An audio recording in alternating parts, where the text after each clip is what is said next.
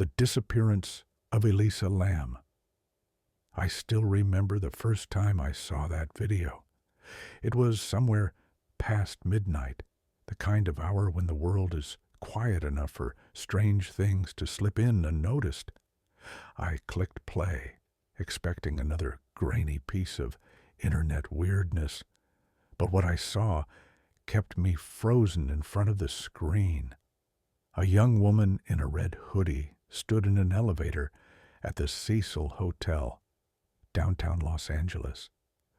Her name was Elisa Lam. She looked normal until she didn't. At first, she leaned forward and pressed one button, then another, then another. Her hand kept going, deliberate and frantic, lighting up every single floor like she was trying to summon help through the building's veins. But the doors, they never closed. The elevator just sat there, humming, waiting. Every second that passed felt heavier than the last. You could hear the faint mechanical echo of the hotel's old system, and the air inside that small box looked thick, stale, almost aware. She hesitated in the corner, then peeked out into the hallway. Just for a second. Then she leapt back inside.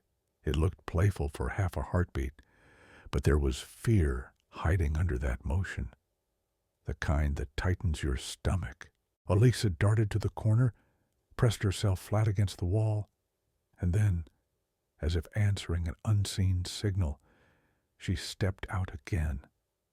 Her arms started moving in the air, quick, sharp, almost like sign language, but it didn't look like communication. It looked like pleading. Her fingers twisted. Her wrists rotated in slow, odd circles, and her knees bent slightly, like she was bracing herself against something only she could feel. People have watched that clip millions of times. They've slowed it down, zoomed in on the reflections in the elevator walls, drawn diagrams, and timed the gaps between her gestures.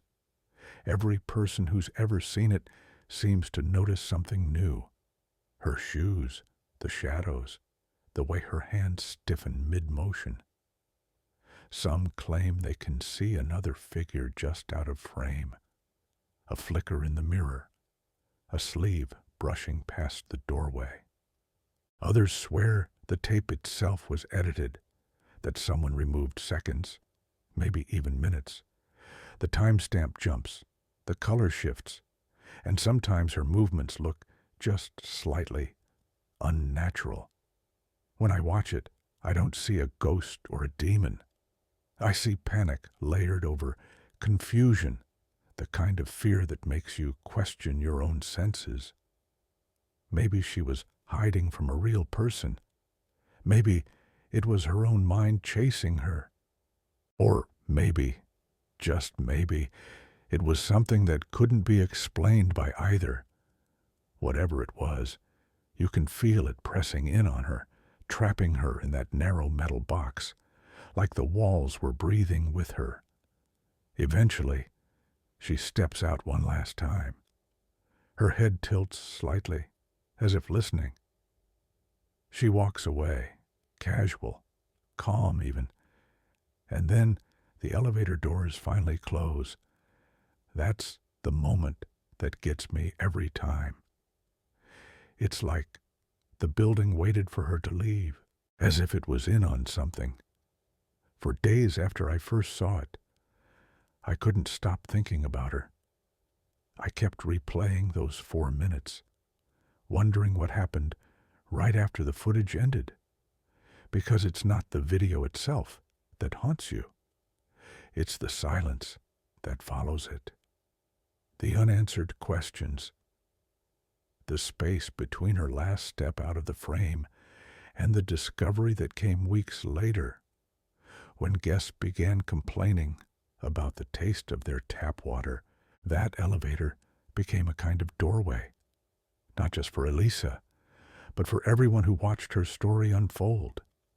A portal between the mundane and the unexplainable.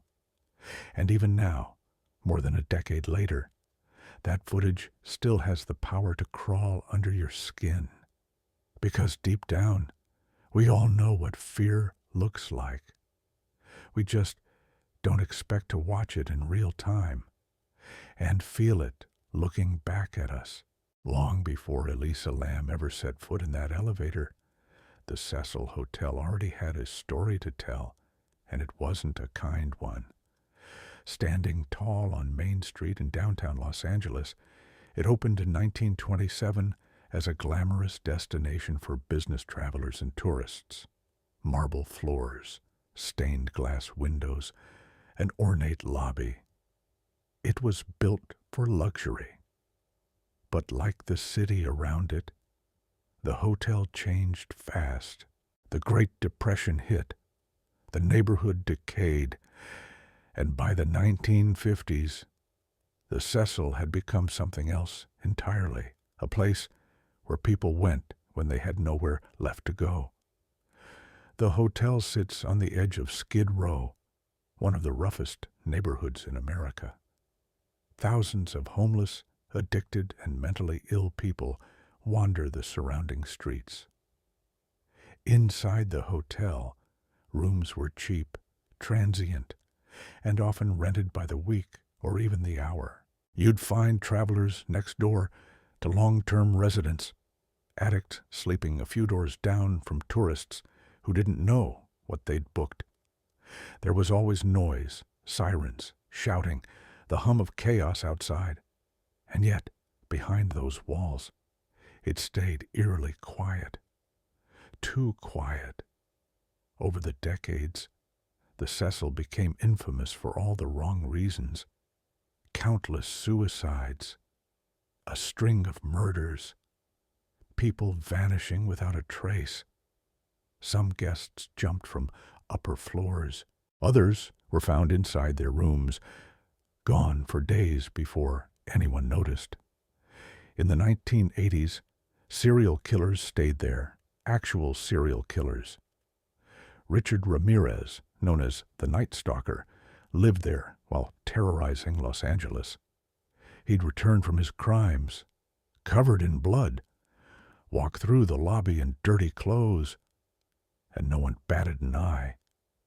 Another killer, Jack Unterweger, stayed there years later, mimicking Ramirez's methods. The Cecil was a magnet for death, a resting place for the broken. And yet, it wasn't just crime. It was the energy of the place. People who've stayed there talk about hearing whispers at night, footsteps in empty hallways, the elevator running on its own. There's something about that building that feels heavy, like grief soaked into the concrete. Maybe it's psychological, or maybe it's something else. It's as if every tragedy that ever happened there left a mark, layer upon layer, until the air itself became suffocating. When Elisa checked in, the hotel had been rebranded as Stay on Main, a half-hearted attempt to shake off its past. They split it into two sides, the top floors for budget travelers, the bottom ones for long-term residents. Different entrances, different elevators, but the same walls, the same ghosts. Most guests never realized they were sleeping in a building that had seen more death than some cemeteries. And that's what makes Elisa's story feel so strange. Out of all the hotels in Los Angeles, she chose that one. Out of all the rooms, she ended up in the same place that had already claimed so many souls before her. Coincidence? Maybe. But the Cecil doesn't really do coincidences. It attracts stories like hers. Lonely, wandering, searching for something. So when she vanished after that elevator footage, it felt like the hotel had swallowed her whole.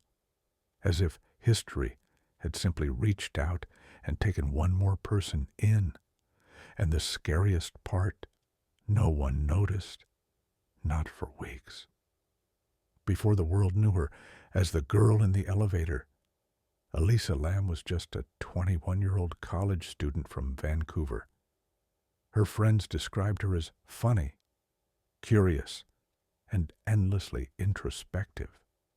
She loved fashion, books, and indie music. She ran a Tumblr blog called Nouvelle Nouveau, where she wrote about everything from her favorite outfits to her battles with depression. Her posts were poetic, raw, sometimes hauntingly so. You could feel her trying to understand the world and herself, one line at a time. She was the kind of person who noticed small things, how a certain song made her feel, how loneliness could be both a comfort and a curse. She wrote about the weight of expectations, about feeling invisible in crowded places. Reading her words now, it's like hearing an echo of someone reaching out before disappearing. She once wrote, "You're always haunted by the idea you're wasting your life." It wasn't a cry for help, just honesty, something that resonated deeply with anyone who's ever felt lost. Elisa had been diagnosed with bipolar disorder and depression. She took medication, saw doctors, and tried to manage her condition while living the life of a normal young woman. But mental illness is unpredictable. It can blur reality, twist perception, and make the familiar feel threatening. That trip to California was supposed to be her escape. She wanted to see the world, explore, and grow. She traveled alone, stopping in San Diego, then Los Angeles. She called her parents every day. Until one day, she didn't. When I think about that, it hits me. The quiet bravery it takes to travel alone, especially when you're fighting your own mind. She wasn't reckless. She was searching for freedom, maybe even peace. But somewhere between her hotel check-in and that elevator ride, something changed. Something deep inside her fractured. Or something outside her found a way in. What's unsettling is how normal everything seemed at first. She posted on social media, visited bookstores, chatted with other travelers. People described her as cheerful, kind, a little shy. Then, just days later, the staff at the Cecil said her behavior had become erratic. One moment, she'd be friendly. The next, disoriented, paranoid, talking about things that didn't make sense. No one knew whether it was her medication, a breakdown, or something that the hotel itself stirred up. Sometimes I wonder if she'd stayed somewhere else. Would it have changed anything? Was this tragedy born from illness, or was it drawn out by the darkness of the place she walked into? Elisa was a dreamer, not a victim. But in that hotel, her dreams collided with something she couldn't control. And the next time anyone saw her, it wasn't in person. It was in that elevator video. Her final moments, caught on camera, left for millions of strangers to interpret. And yet, beyond all the theories, it's her humanity that lingers. Because before the mystery, before the fear, there was a young woman who just wanted to find herself in the world. But the world she found inside the Cecil wasn't quite the one she expected. When Elisa stopped calling her parents, it was January 31st of 2013. At first, her family thought maybe she was busy, sightseeing in Los Angeles. Maybe she'd lost her phone or was out of signal range. But by the next day, When there was still no call, no text, no post, their worry became panic. Elisa wasn't the type to disappear. She'd always checked in, always. The Los Angeles Police Department was contacted immediately. Officers visited the Cecil Hotel, interviewed staff, searched her room, and spoke to guests. She'd been staying in a shared hostel-style room, but the girls she was with had complained that her behavior had become odd. They said she'd left strange notes on their beds, locked them out of the room, and seemed scared of what they didn't know. Eventually, the hotel moved her to a private room. That was the last time anyone at the hotel saw her alive. When the police arrived, they searched the hotel top to bottom, or so they thought. Hallways, stairwells, the lobby, even the rooftop. But nothing. No sign of struggle. No belongings left behind except her wallet, clothes, and medication. Her phone was missing. Security footage was pulled from the elevators, and that's when they found it. The video we all know.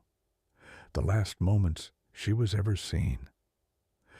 The clip was released to the public on February 14th, and almost overnight, it went viral. Millions of people watched it, trying to find answers the police couldn't. Everyone had their own theory. Some said she was hiding from someone following her. Others swore it looked like possession. There were theories about drugs, psychosis, or even supernatural entities. Internet detectives around the world dissected her movements frame by frame, convinced they could solve the case. But the truth was, no one knew where she went after stepping out of that elevator. It was like she'd vanished into thin air. And yet, there were clues hidden in the ordinary. Guests began to complain about low water pressure, strange discoloration, and a foul taste coming from the taps. For nearly 3 weeks, people brushed their teeth, took showers, and drank that water without knowing. The police kept searching, bringing in dogs, checking the rooftop again, but they never thought to open the water tanks. Not until February 19th, when a maintenance worker climbed up to check on the hotel's water system. He lifted the hatch, and what he found would turn the entire case into one of the most disturbing mysteries of our time. Elisa Lam was inside the tank, naked, floating face up. Her clothes, cell phone, and watch lay at the bottom. The hatch was closed. The question wasn't just how she got there. It was how the lid had been shut behind her. The water tank was heavy, massive, requiring a ladder to reach, and impossible to close from the inside. The hotel roof itself was locked and alarmed. No one could have gone up there without triggering something. Yet, somehow, Elisa did or didn't. That's where the story began to fracture, where logic stopped working and the whispers began. Because everything about that discovery felt wrong, unnatural, even impossible. And from that moment on, the Cecil Hotel was no longer just a building with a dark past. It became a riddle that swallowed a girl whole. When investigators found Elisa Lam's body, they expected answers. What they got instead were more questions. The Los Angeles County Coroner's report listed the cause of death as accidental drowning. No drugs, no alcohol, no signs of sexual assault or physical trauma. Just a tragic accident, they said. But nothing about this story felt accidental. For one, No one could explain how she'd even accessed the roof. The doors leading up there were locked, alarmed, and monitored. Only staff had the keys. The fire escape was technically accessible, but climbing it in the middle of the night, unnoticed, while carrying nothing but fear, it didn't make sense. Then there was the water tank itself. The hatch was too heavy to lift while standing inside. So, how did it close? Did someone find her, panic, and shut it? Or did she somehow do it herself, in a state of confusion we still can't fully grasp? The toxicology report showed traces of her prescribed medication, but not enough to suggest an overdose. What it did suggest was that she might have missed doses, something that could have triggered a manic or psychotic episode. In that state, paranoia, delusions, and hallucinations aren't just possible. They're vivid. They feel real. If Elisa truly believed someone or something was chasing her, the elevator footage suddenly makes terrifying sense. She may have been running from a threat her mind created. But if that's true, what about the things no one can explain? The CCTV footage itself was another mystery. Experts noticed the timestamp was distorted. There were missing frames, strange edits, moments where the video speed seemed off. The hotel claimed it was just an error caused by the recording system. But online investigators weren't so sure. They believed someone had tampered with the evidence, cutting out the moment when someone else entered the frame. A hotel worker, a guest, or something we're not meant to see. The public fascination turned into obsession. Reddit threads, YouTube analyses, documentaries. Everyone wanted to solve it. The Cecil became a pilgrimage site for true crime fans and ghost hunters. People reported feeling dizzy inside the elevator, hearing whispers in empty rooms, and seeing shapes on the rooftop at night. Every theory, no matter how wild, found believers. Some said the hotel was cursed. Others pointed to its connection with death, the suicides, the serial killers, and claimed Elisa had become part of that dark pattern, another lost soul drawn into its orbit. But then came the eerie coincidences. Around the time her body was found, Los Angeles faced a tuberculosis outbreak near Skid Row. The name of the test used to detect it, Lam Elisa. Exactly her name, reversed. People lost their minds online. How could that be a coincidence? Was she part of some experiment? Was it a code, a message, a cover-up? Of course, scientists said it was just coincidence, that Lam Elisa stood for lipoarabinomannan enzyme-linked immunosorbent assay. But in stories like this, coincidence never feels like enough. Then there was the strange connection to a movie called Dark Water, released in 2005, 8 years before Elisa's death. It tells the story of a mother and daughter who move into a haunted apartment building where black water seeps from the taps, water tainted by the body of a missing girl found inside the rooftop tank. The parallels were too eerie to ignore. Same city, same tank, same haunting silence afterward. Every new clue pulled people further from reality. Some said the hotel was a gateway between worlds, others that Elisa was possessed or targeted. Some believed her death symbolized something larger, urban isolation, mental illness, or the dark side of the Internet's obsession with tragedy.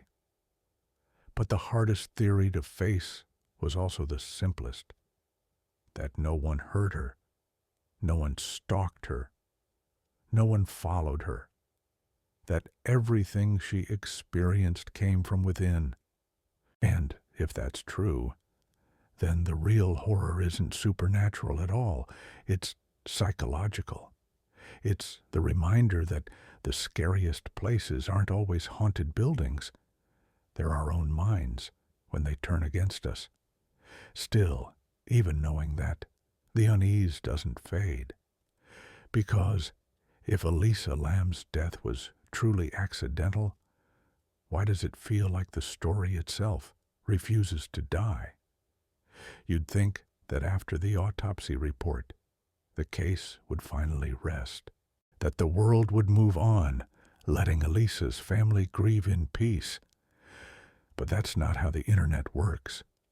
And it's definitely not how the human mind handles mystery.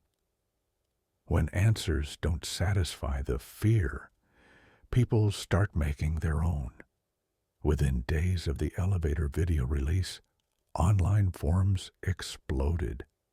Reddit threads stretched into hundreds of comments. YouTube investigations gained millions of views. Every corner of the internet became its own detective agency. People studied the footage like scripture, counting her hand movements, decoding her gestures, even translating supposed messages in her body language. They'd slow it down to 0.25 speed, claim to see hidden shapes, reflections of figures behind her. Some swore they saw a shadow move across the hallway. Others said the video wasn't just edited, it was cursed. Then came the supernatural theories.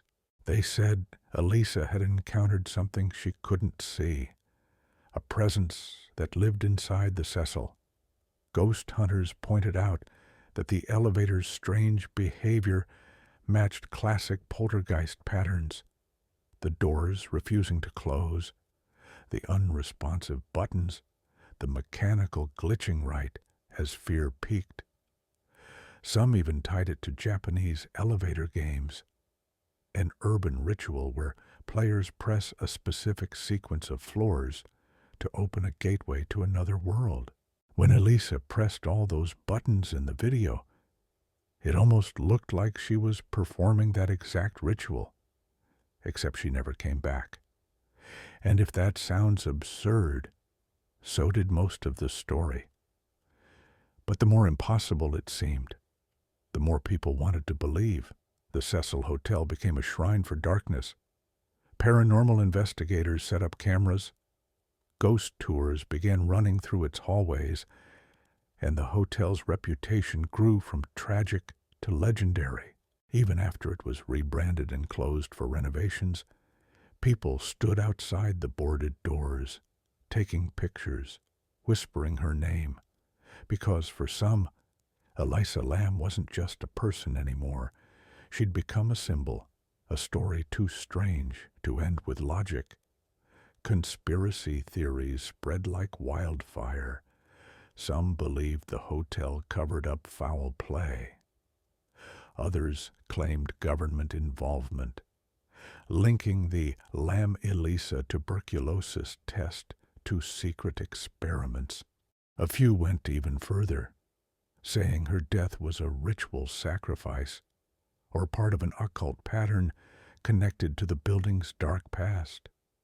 Every connection, no matter how far-fetched, felt plausible in the vacuum left by uncertainty.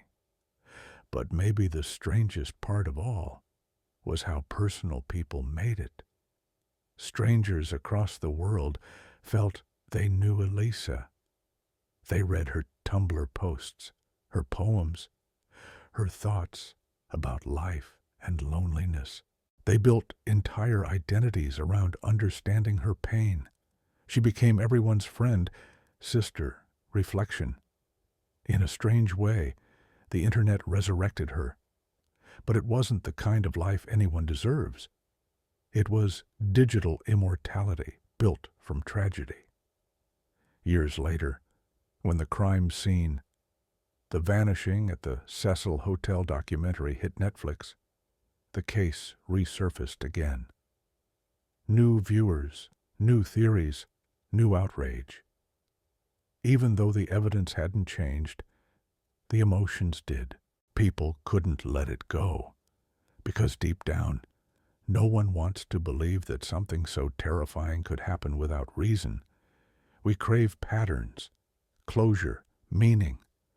But Elisa's story doesn't offer any. It just ends with silence, a rooftop, and an elevator that still won't stop haunting people. And maybe that's the real curse. Not that something took her, but that we can't stop looking for what did. If you've ever been inside the Cecil Hotel, or what's left of it, you can feel it before you even reach the lobby.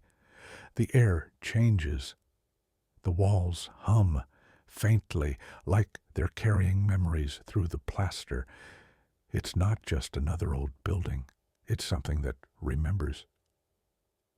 The Cecil was built in 1927, and for nearly a century, it's been collecting stories, layer upon layer, like dust on the chandeliers. Thousands of guests have checked in, but not all of them checked out. Every floor carries its own echo, a scream, a laugh, a sob, the click of a lighter, the thud of a body hitting the pavement outside. Some say you can hear them if you listen long enough. Even during the investigation, detectives said the place felt off. The lighting was dim, the hallways too long, the carpets too worn.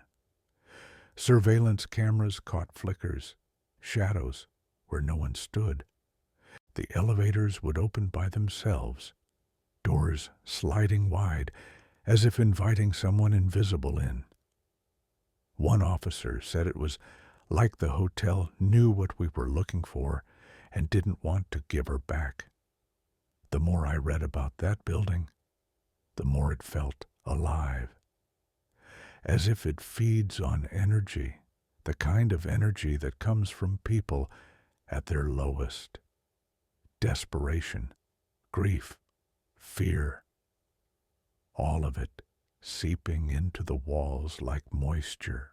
When you think about how many people have died there, suicides, overdoses, murders, it's not hard to imagine the place absorbing every bit of it, becoming a vessel for despair. It's strange how architecture can trap emotion. A hotel is supposed to be a place of rest, yet the Cecil became a magnet for the restless. There's this eerie symmetry in how it seems to choose its victims. People who are lost, searching, or running from something. Maybe that's why Elisa ended up there. Maybe the Cecil draws in people who mirror its own spirit, fractured, haunted, misunderstood. When she walked through its doors, she was stepping into a story that had already been written 100 times. And yet, the hotel just stands there, silent, watching. The neon sign outside flickers through the smog, and inside, the old elevator still groans when it moves, like it remembers that night. They say buildings can't think or feel, but if you've ever been inside the Cecil, you might disagree. Because some places don't just hold history, they hunger for it. Even now, after the rebranding, after the renovations, its soul hasn't changed. You can repaint the walls, replace the furniture, rename the business, but you can't erase what it's seen. And when you walk by, you might feel it too, the weight of 100 unfinished stories pressing down, whispering through the vents. Elisa's wasn't the first, and somehow, deep down, everyone knows it won't be the last. Every time I think about Elisa Lam, I come back to the same image. That elevator. the buttons glowing like tiny stars, the doors that refused to close, the silence after she walked out of frame. It's like the whole building was holding its breath, waiting for her to vanish. Maybe that's why her story stays with us, because it reflects something we all fear deep down. The idea of losing control, of reaching out for help and finding no one there, of being swallowed by something invisible, whether it's our own mind or the darkness of the world around us. Elisa's story isn't just about what happened to her. It's about how easily any of us can slip through the cracks when no one's looking. The official reports say accidental drowning. The skeptics say mental illness. The dreamers say something else. But the truth, maybe it's all of them. Maybe reality and fear overlap in ways we don't understand. Because the more you stare into this story, the less clear it becomes. You start realizing it's not just about Elisa, it's about us. Our obsession with tragedy, our need to explain the unexplainable, our fear that the real monsters aren't ghosts or demons. They're silence, neglect, and the walls that never talk back. When the Cecil Hotel finally closed, it didn't end the story. It just went quiet. The energy is still there, waiting. And somewhere, that elevator still exists, still humming, still opening its doors to nothing. So, the next time you find yourself in a hotel hallway at night, with the lights flickering and the air too still, just remember her, the girl who pressed every button, the one who looked into the darkness and stepped toward it. Because in stories like this, disappearance isn't the end. It's just the moment we realize how close we all are to being last seen